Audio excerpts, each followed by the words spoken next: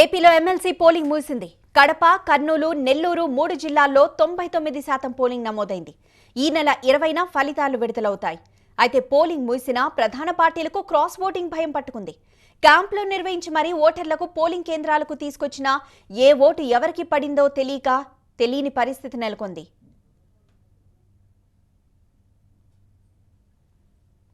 ముఖ్యంగా నెల్లూరు జిల్లాలో cross voting పై TDP, YCP 2 పార్టీలకు టెన్షన్ మొదలైంది. నెల్లూరు జిల్లాలో 99.9% ఓటింగ్ నమోదైంది. జిల్లాలో 15 రోజుల ముందు నుంచే క్యాంపులు నిర్వహిస్తున్నారు. పోలింగ్ సమయం వరకు తమ శిబిరాల్లోనే ఓటర్లున్నారు. అయితే ఓట్లు ఎవరికి పడ్డాయో మాత్రం తెలియని పరిస్థితి నెలకొంది.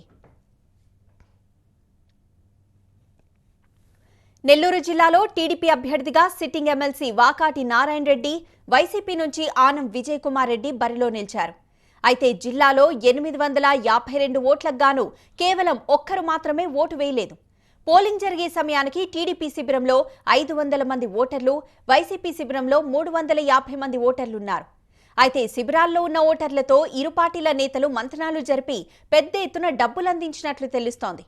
దీంతో ఏ ఓటు ఎవరికి పడిందనేది 2 పార్టీలకు అంతు చిక్కడం లేదు.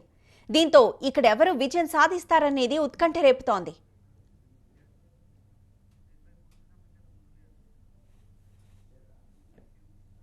పూర్తి వివరాలు నెల్లూరు నుండి మా ప్రతినిధి మురళి అందిస్తారు. మురళి,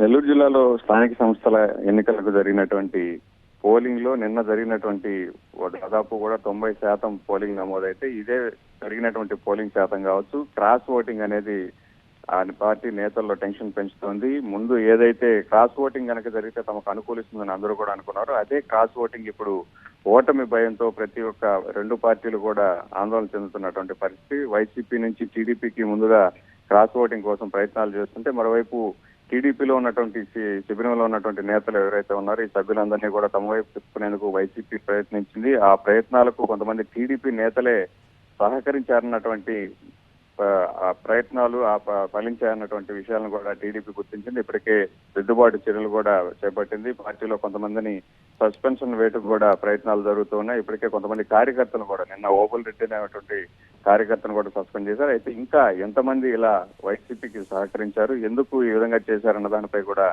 నేతలందరూ కూడా చర్చిస్తుంటే, మరోవైపు వైసీపీ కూడా ముందు నుంచి కూడా టెక్నికల్ గా ఉన్నటువంటి సభ్యులందరూ మా పార్టీకి చెందిన వారేనంటూ వాళ్ళందరినీ కూడా ఓటు తమ వైపు తీసుకునేలా ప్రయత్నాలు చేస్తే, ఇప్పుడు 2 పార్టీల నుంచి కూడా జరిగినటువంటి క్రాస్ ఓటింగ్ అనేది ఇప్పుడు కొంత టెన్షన్ పెంచుతోంది. నిన్నటి వరకు ఉన్నటువంటి పరిస్థితి వేరు. ఇవాళ నుంచి కూడా ఈ జరిగినటువంటి క్రాస్ ఓటింగ్ ఎవరికి లాభిస్తుందో తెలియనటువంటి పరిస్థితుల్లో 2 పార్టీలు కూడా ఉంటే, మరోవైపు బెట్టింగ్ అనేది జోరుగా జరుగుతోంది. నిన్న జరిగినటువంటి పోలింగ్ సరళిపై వైసీపీ విజయం సాధిస్తుందని కొంతమంది, అలాగే టీడీపీకే అనుకూలిస్తుందని మరికొంతమంది భారీగా బెట్టింగ్లు జరుగుతుంటే, ఆ పార్టీ నేతల్లో మాత్రం తెలియని ఒక టెన్షన్ మాత్రం నెలకొందని చెప్పొచ్చు. Right, thank you Murali.